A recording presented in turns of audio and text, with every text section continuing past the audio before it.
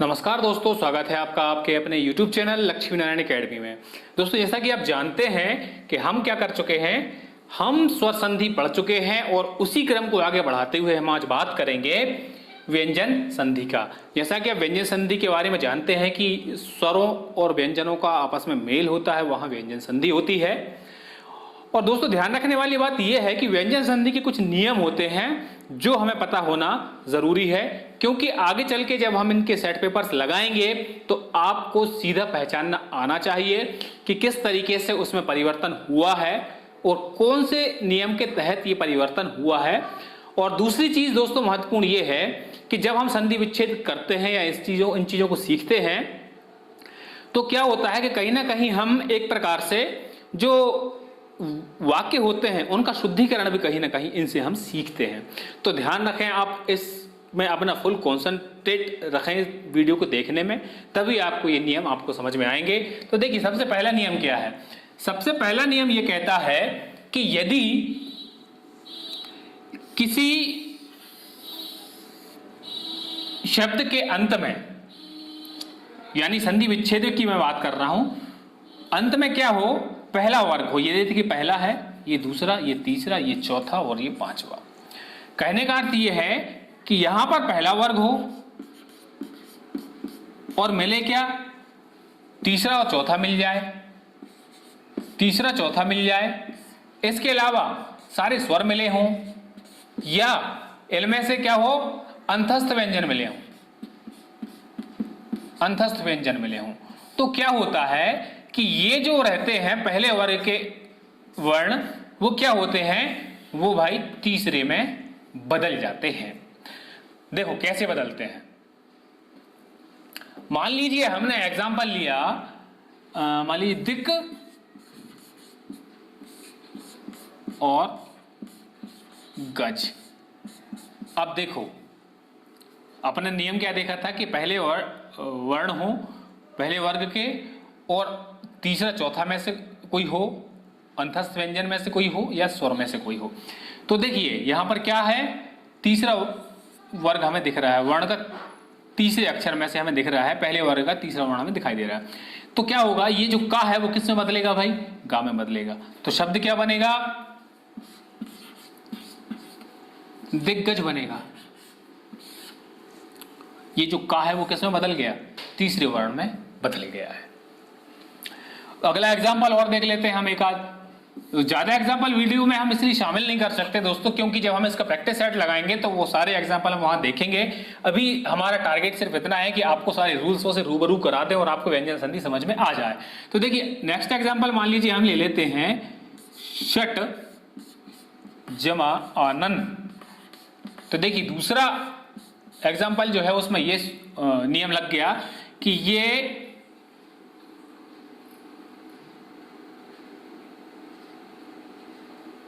क्या दिख रहा है, हमें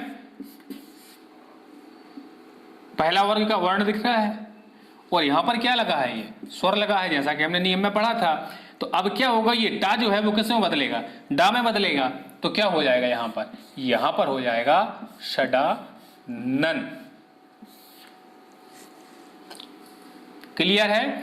ये पहला रूल था कि जब भी हमें स्पर्श व्यंजनों के जो प्रथम अक्षर हैं प्रत्येक वर्ग के, वो उनका मेल यदि तीसरे चौथे वर्ग से या फिर स्वरों से या अंतस्थ व्यंजन से मेल होगा तो वो प्रथम वर्ण अपने ही वर्ग के तीसरे वर्ण में बदल जाएगा। ये था इसका पहला नियम। अब देखेंगे हम इसका दूसरा नियम क्या कहता है और क्या कुछ इसके नियम है वो देख लेते हैं। तो देखिए दूसरे में क्या होता है, जैसे मान लीजिए इसमें क्या होगा कि पहला जो वर्ण है वो किस में बदलेगा भाई, 5 में बदलेगा। यानी कि अगर हम कहें तो अनुनासिक वर्णों में बदल जाते हैं। कैसे बदलते हैं, तो देखिए पहला वर्ण किससे मिलेगा, इनमें से किसी से मिलेगा। मोस्टली हमें ध्यान रखना है किसका, ना और मां का। तो ये क्या होगा भाई, ये अपने ही वर्ग के 5वें वर्ण में बदल जाएगा। कैसे बदलेगा, अब आपको नियम समझ में नहीं आ रहा होगा, देखें एग्जाम्पल देखें। मान लीजिए मैंने लिखा षट और मुख। अब देखिए आप क्या हुआ, यहां पर पहला वर्ण दिख रहा है और यहां पर क्या दिख रहा है, मुख लिखा हुआ है। मुख क्या है, मां जो है वो भी अनुनासिक वर्ण है, अंतिम वर्ण है। तो क्या होगा, ये जो टा है, टा का पंचमाक्षर कौन सा है भाई, णा है। तो अगर हम लिखें इस प्रकार से तो ये इसका सही शब्द बनेगा, अपने ही वर्ग के पांचवें वर्ण में परिवर्तन हो गया। किसका, टा का। नियम ये था हमारा कि इनके बाद में यदि इनमें से कोई आ जाए तो यहां पर जो आया है उसका पांचवें वर्ण में परिवर्तन होगा। देखिए जैसे मान लीजिए एक आध एग्जांपल और देख लेते हैं हम। जैसे मान लीजिए लिखा हुआ है तत् जमा मैं। अब देखो यहां पर पहला वर्ण दिख रहा है हमें वर्ग का, और यहां पर मां दिख रहा है। मैंने बताया था कि मोस्टली हमें ध्यान रखना है ना और मां का। तो देखिए यहां पर लिखा हुआ है ता, तो अब ये किस में बदलेगा भाई, ना में बदलेगा। तो ये क्या हो जाएगा, तन्मय। ये रूल्स आपको पता होना जरूरी है, तभी आप संधि को आइडेंटिफाई कर पाएंगे। चलिए अगला नियम देखेंगे हम। तो अगला नियम जो है वो छा संबंधी नियम है। देखिए छा संबंधी नियम में क्या होता है, आ, ई, उ और रे। ये क्या हो गए हमारे ह्रस्व स्वर। जब मैंने बताया था आपको स्वरों के वर्गीकरण में, इनका मेल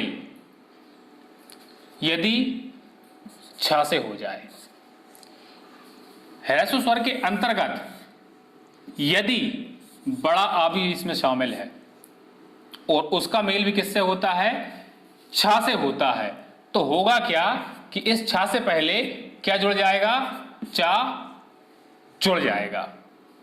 समझ में आ रही बात। ह्रस्व स्वर या आ के बाद में यदि छा मिल जाएगा तो उस छा से पहले चा लग जाएगा। यह है छा संबंधी नियम। देखो कैसे होगा, आप एग्जांपल और देख लो, अच्छे समझ में आ जाएगा। जैसे मान लीजिए लिखा हुआ है परिच्छेद। क्या लिखा हुआ है, परिच्छेद लिखा हुआ है। तो यहां पर देखिए, यहां पर ई दिख रहा है और यहां पर छा दिख रहा है। हमें पता है कि अगर ह्रस्व स्वर हो और छा मिले तो इस छा से पहले क्या जुड़ जाएगा, चा जुड़ जाएगा। तो क्या हो जाएगा शब्द, परिच्छेद। यहां पर चा जुड़ गया है। सीधा सा नियम है कि ह्रस्व स्वर या बड़ा आ मिल जाए, उसके बाद में छा हो तो शब्द में क्या होगा, छा के पहले चा जोड़ दिया जाएगा। एक कोई एग्जांपल और देख लेते हैं। बस आपको नियम ध्यान रखना है कि नियम क्या है। जैसे मान लीजिए हमने लिखा, मान लीजिए अनुल और छेद। देखिए यहां पर भी क्या है, ऊ दिख रहा है और यहां पर क्या आ गया भाई, छा आ गया है। तो हमारा नियम क्या कहता है, जब शब्द बनेगा तो चा जुड़ेगा, चा जुड़ेगा तो क्या हो जाएगा, अनुच्छेद। क्लियर है। ये छा संबंधी नियम था जो हमें ध्यान रखना चाहिए। क्या होता है कि जब मान लीजिए कोई शब्द दे दिया, मान लीजिए ये पूछ लिया कि शब्द बताइए संधि कौन सी होगी, तो हमें स्पष्ट पता समझ में आ जाएगा यार कि आधा चा और छा दिख रहा है, दैट मीन्स व्यंजन संधि होगी। चलिए अगला नियम देखें हम क्या है। तो अगला नियम है ता। दोस्तों व्यंजन संधि में ता संबंधी नियम, सा संबंधी नियम, इस प्रकार के नियम काफी महत्वपूर्ण होते हैं जो आपको पता होना चाहिए। देखिए क्या होता है कि यदि ता का मेल चा या छा में से किसी से हो जाए तो क्या होगा, जो ता है वो किस में बदल जाएगा, चा में बदल जाएगा। ध्यान रखिएगा आप। जब ता का मेल चा या छा में से किसी से हो जाएगा तो वो जो ता है वो किस में बदल जाएगा, चा में बदल जाएगा। देखिए ऐसे कुछ नियम अभी अपन ने से पहले देखा था, पर वो था छा संबंधी नियम। जब यहां पर छा मिलेगा और यहां पर ह्रस्व या दीर्घ स्वर मिले, दीर्घ स्वर में से भी सिर्फ बड़ा आ अगर मिलेगा तो छा से पहले चा लग जाता था, इससे पहले हमने नियम में देखा है। पर यहां पर क्या है, ता यहां पर होना चाहिए और यहां पर चा या छा में से कुछ होना चाहिए, तो वो जो ता है वो किस में बदल जाएगा, चा में बदल जाएगा। देखिए कैसे बदलेगा, मान लीजिए हमने लिखा सत जमा चरित्र, तो नियम क्या कहता है, ये किस में बदलेगा भाई, चा में बदलेगा। तो हम क्या कर देंगे, सच्चरित्र।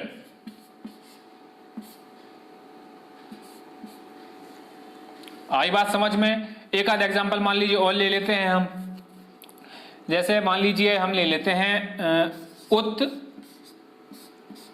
जमा चरित। तो देखिए अब क्या होगा, ये ता किस में बदलेगा, चा में बदलेगा। तो क्या हो जाएगा, उच्चरित।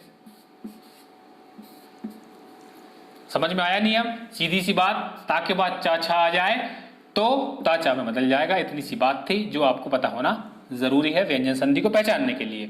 अगला नियम देखेंगे हम। अब क्या होगा, ता के बाद यदि जा और झा मिल जाए, अभी क्या देखा था हमने, चा और छा देखा था। अब यदि ता के बाद जा और झा मिल जाए तो क्या हो जाएगा, ता जो है वो किस में बदलेगा, जा में बदल जाएगा। कैसे बदलेगा, तो देखें जैसे मान लीजिए उत जमा ज्वल लिखा हुआ है। देखिए ये शब्द कई बार शुद्ध पूछने के लिए भी पूछा जाता है कि बताइए कैसे लिखा जाता है, उज्ज्वल का सही कैसे लिखेंगे, तो उसका संधि विच्छेद देखेंगे आप तो आप समझ में आएगा आपको। देखिए यहाँ पर ता लिखा हुआ है तो हमें पता है कि ता के बाद जा आ जाए तो ता जा में बदल जाता है, और ता चूंकि यहाँ पर भी कैसा है, स्वर विहीन है, तो वो आधी जा में बदलेगा। तो क्या हो जाएगा, ओ ज्वल। ये दो जा रहेंगे, दोनों कैसे रहेंगे, स्वर विहीन रहेंगे। यही होगा उज्ज्वल का सही तरीका लिखने का, और ये इस नियम के अंतर्गत इस तरीके से लिखाता है। अब प्रचलन के हिसाब से आप किसी प्रकार से लिख लो, उससे कोई फर्क नहीं पड़ता, पर व्याकरणिक दृष्टि से अगर देखा जाए तो उज्ज्वल इस तरीके से ही लिखा जाएगा। एक एग्जाम्पल कुछ और देखें। मान लीजिए हम लिख लेते हैं काफी पॉपुलर सा एक एग्जाम्पल, जैसे मान लीजिए सत और जन। देखिए ता इधर है और जा इधर है, बदलेगा किस में, ता जा में बदलेगा। आप समझ ही गए होंगे कि शब्द क्या बनेगा भाई, शब्द बनेगा सज्जन। ये एक छोटी सी बात थी जो आपको पता होना जरूरी थी। चलिए अगले में क्या है, अगले में ये है कि ता का मेल। देखिए ता का मेल हम कर चुके हैं चा छा से, जा झा से। अब हम कर रहे हैं टा और डा से। होगा तो देखिए अगर टा होगा यहां पर अगर टा होगा तो ता किस में बदलेगा, टा में बदलेगा। और यदि इसके बाद में डा होगा तो ता किस में बदलेगा, डा में बदलेगा। यहां पर थोड़ा सा अंतर है, ध्यान रखिएगा इस बात को। ता के बाद अगर टा आएगा तो ता टा में बदलेगा, और ता के बाद डा आएगा तो ता डा में बदलेगा। देखिए कैसे, जैसे मान लीजिए लिखा हुआ है उत धन डयन, तो देखिए ता के बाद डा आ गया। अब जब डा आ गया है तो ता किस में बदलेगा, डा में बदलेगा। तो क्या हो जाएगा, उड्डयन। ये हो गया डा के हिसाब से एक एग्जांपल। मान लीजिए अगर टा के हिसाब से कोई उदाहरण देखें तो मान लीजिए हमने लिखा बृहत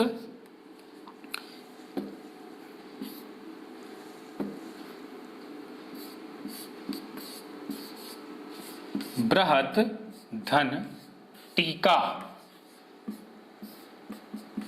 देखो यहां पर ता दिख रहा है, यहां पर टा दिख रहा है, तो ता किस में बदलेगा, अब टा में बदलेगा। बृहत टीका क्या बनेगा, बृहट्टिका।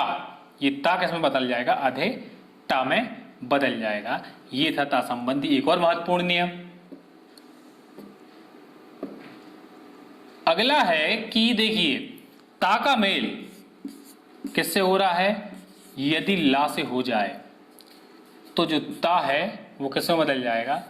ला में बदल जाएगा। क्या होगा? ता का मेल किससे हो रहा है? ला से हो रहा है, तो जो ता है वो किस में बदलेगा? ला में बदलेगा।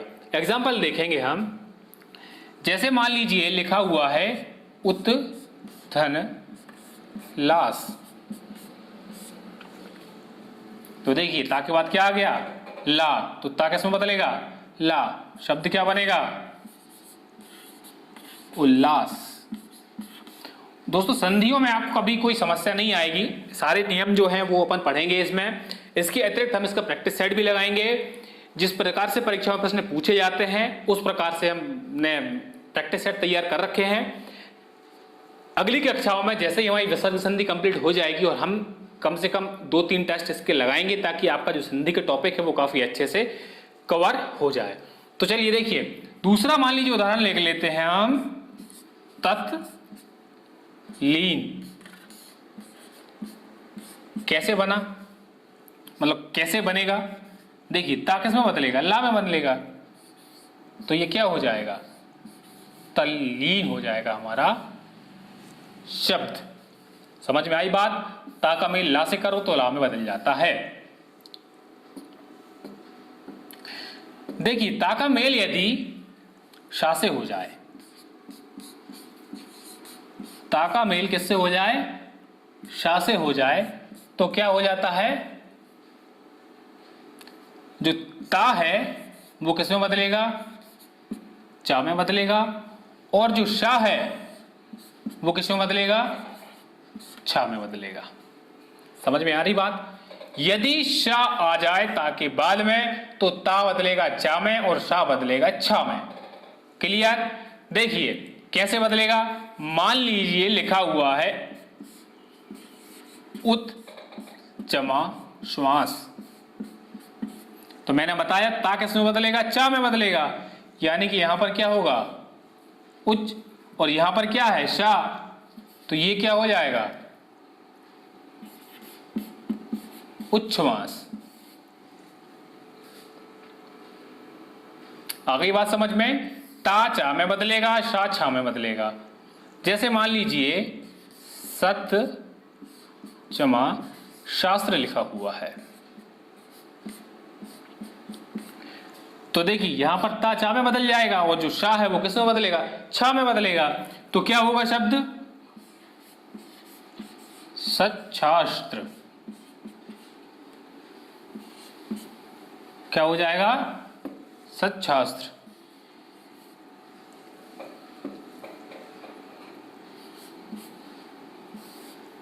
ये नियम यहां से ता का एक और खत्म हो जाता है कि ता के बाद अगर शा मिल जाए तो ता को चा में बदल दो और शा को छा में बदल दो, यदि संधि विच्छेद के रूप में इस प्रकार से पूछ लिया जाए कभी। और यहां अगर दिखता है मैं चा और छा, तो मैंने पहले ही बताया था एक नियम और हमने देखा था, जब ता के बाद चा और छा आ जाते हैं तो क्या परिवर्तन होता है। चा और छा का निर्माण किस में होता है? व्यंजन संधि में होता है, ये भी हम देख चुके हैं। किस किस प्रकार से होता है ये भी हम देख चुके हैं। आगे देखते हैं हम ता का एक और नियम कि देखिए ता के बाद यदि हा आ जाए, ता के बाद क्या मिल जाए तो क्या होता है?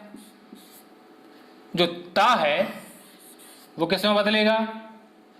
वो बदलेगा डा में, और जो हा है वो किस में बदलेगा?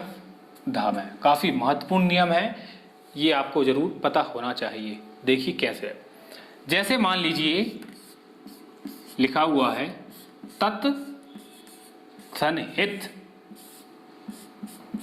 तो देखिए ता किस में बदलेगा? दा में बदलेगा और हा बदलेगा धा में, तो ये क्या हो जाएगा? ये हो जाएगा तद्धित। आई बात समझ में कि ता के बाद हा आएगा तो ता दा में बदलेगा और हा धा में बदलेगा। कैसे बदला हमने एग्जाम्पल देख लिया, एक आधा एग्जाम्पल और देख लेते हैं। मान लीजिए लिखा हुआ है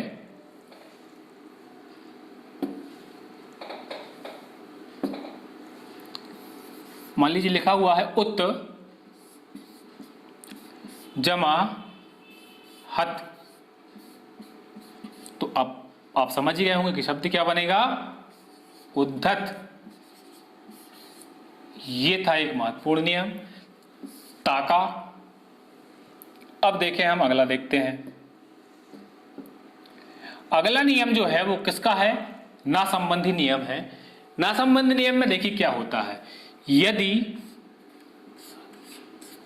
ऋ रा और शा का मेल किससे हो जाए, ना से हो जाए, तो ना का क्या हो जाता है, णा हो जाता है। देखिए इस नियम में मैं बता दूं आपको पहले ही कि देखिए यहां पर अपन को ऋ रा और शा मिले और यहां पर शब्द में कहीं पर भी हमें ना मिले तो वो फाइनली का ना जो है वो णा में बदल जाएगा।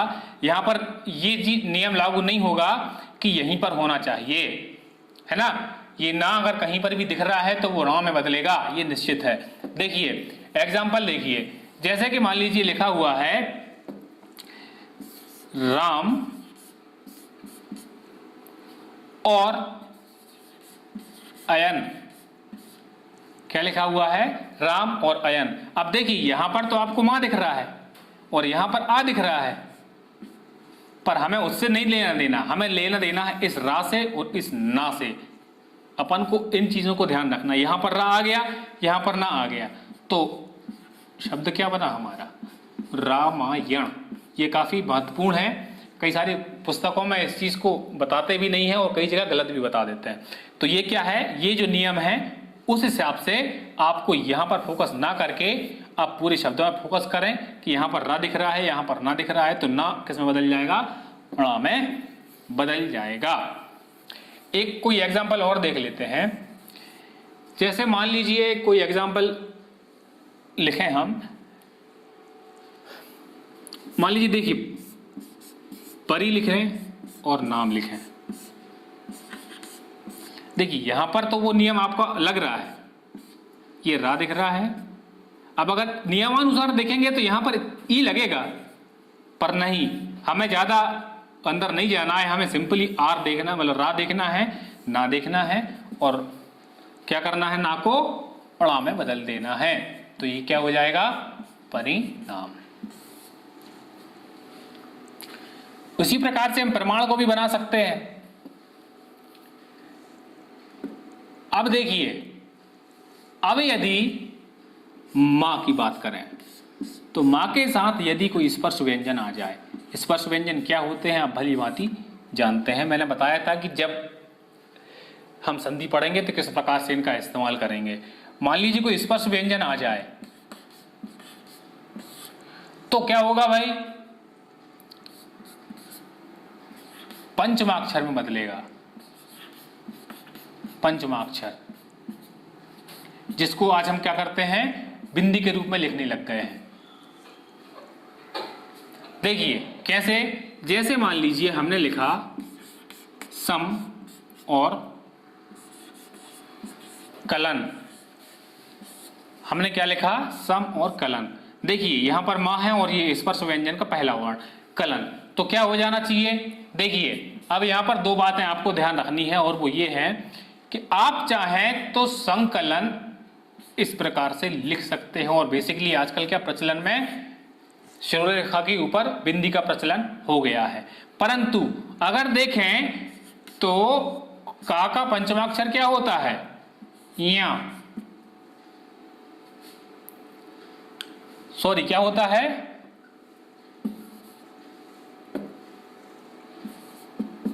हिंग्या। तो देखिए इसको हम इस प्रकार से भी लिख सकते हैं।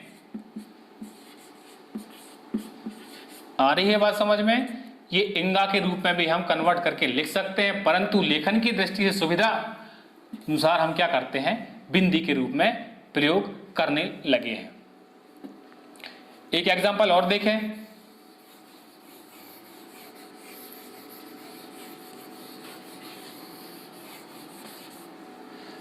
तो देखिए जैसे लिखा हुआ है सम और चय।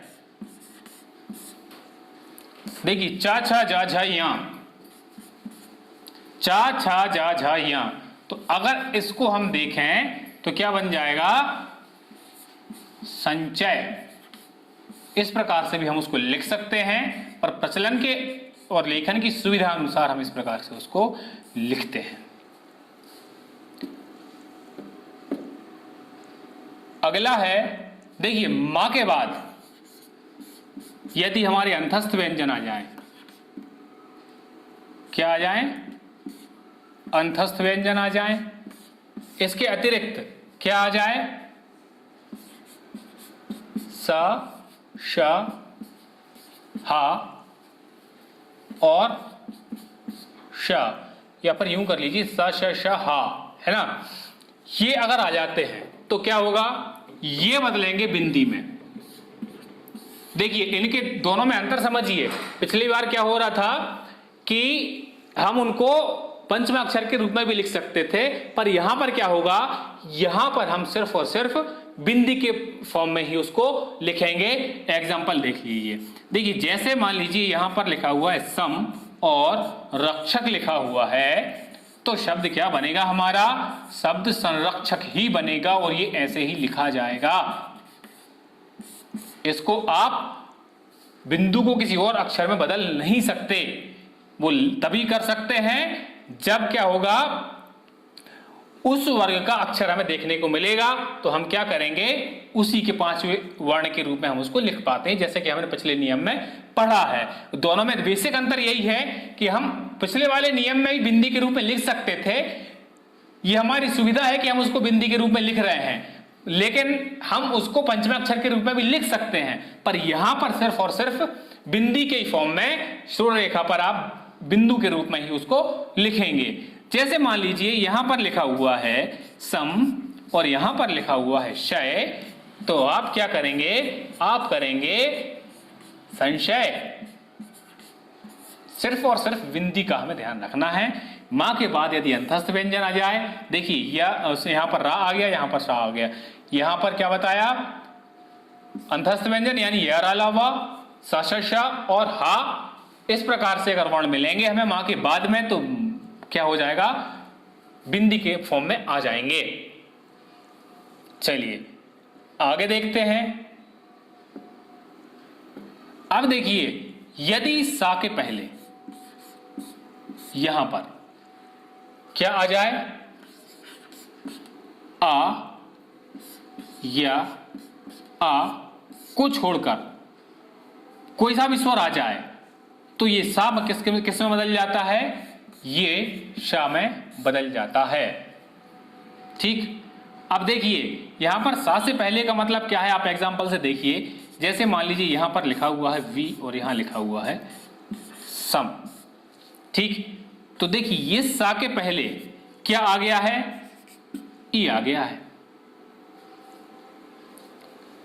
और मैंने क्या बताया कि यहां हमें देखना क्या है, आ और आ बस नहीं होना चाहिए, इनके अलावा कोई दूसरा स्वर होगा तो ये जो सा है वो बदलेगा भाई किसमें, विषम षटकोण वाले शा में परिवर्तित हो जाएगा, इस प्रकार के नियम के अनुसार। एक आध एग्जांपल और देख लीजिए। जैसे मान लीजिए वी लिखा हुआ है और लिखा हुआ है साध, तो जो की त्यों स्थिति है, सा के पहले क्या दिख रहा है हमें, आ, और आ को छोड़ के दूसरा हमें स्वर दिखाई दे रहा है, तो यहां पर क्या होगा, ये भी बदल जाएगा षटकोण वाले सा में और शब्द हो जाएगा विषाद। तो दोस्तों ये रहे थे हमारे व्यंजन संधि के सारे नियम, जो कि हमने काफी बारीकी से देखा है। उम्मीद करता हूं आपको ये प्रयास अच्छा लगा होगा। यदि आपको लगता है कि हम आपके लिए सतत रूप से लगातार मेहनत कर रहे हैं, तो हमें प्लीज सपोर्ट करते रहिए। और हाँ, डिस्क्रिप्शन बॉक्स जरूर चेक करते रहें, आपको वहां पर आप पीडीएफ की लिंक वगैरह मिल जाएंगी। और चैनल जो हमारा ग्रुप बना हुआ है टेलीग्राम पर, उसको भी ज्वाइन कर लीजिए। वहां पर क्या होगा कि हम पीडीएफ आपको देते रहेंगे। साथ ही साथ डिस्क्रिप्शन में आपको ब्लॉग का लिंक भी मिलेगा, आप उस पर जाकर के फ्री ऑफ कॉस्ट सारी पीडीएफ डाउनलोड कर सकते हैं। तो चलिए मिलते हैं नेक्स्ट वीडियो में, तब तक के लिए नमस्कार।